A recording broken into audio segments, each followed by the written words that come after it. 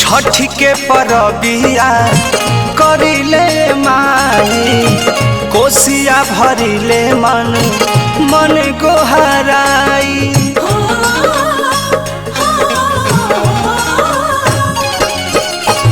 छठ के परबिया करिले माई कोसिया भरिले मन मन गोहराई। हमरा सजना के हरदम साथ रखी हमारा सजना के हरदम साथ रखी चुटकी भसे नूरा आबाद रखी छठ मई चुटकी भसे नूरा आबाद रखी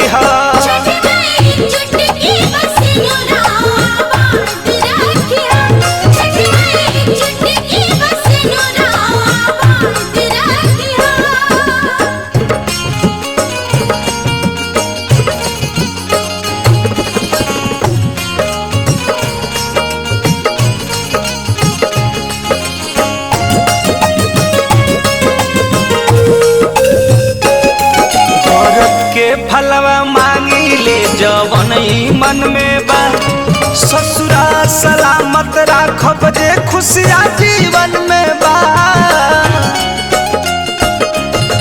बरत के फलवा मांगी ले जवन मन में बा ससुरा सलामत राखब जे खुशिया जीवन में बा। अपन गिर पाए माई दिनों रात रखी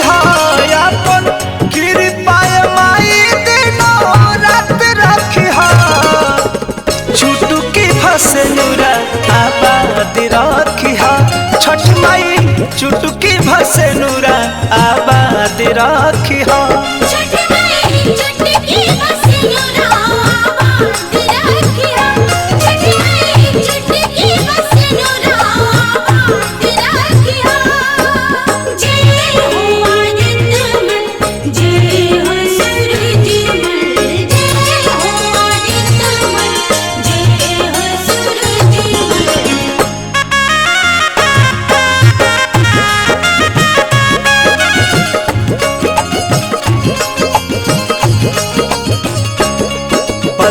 दे दिहलू मैया तू रौनक हो आंगन के अचरा पसारी मांगी ले आशीष सुहागन के।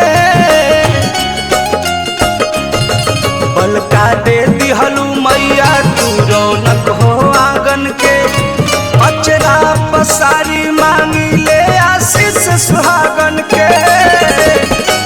अपना बेटी के बचनिया तू याद रखी अपना बेटी के बचनिया तू याद रखी चुटकी भसे नूरा आबाद रखी छठ माई चुटकी भसे नूरा आबाद रखी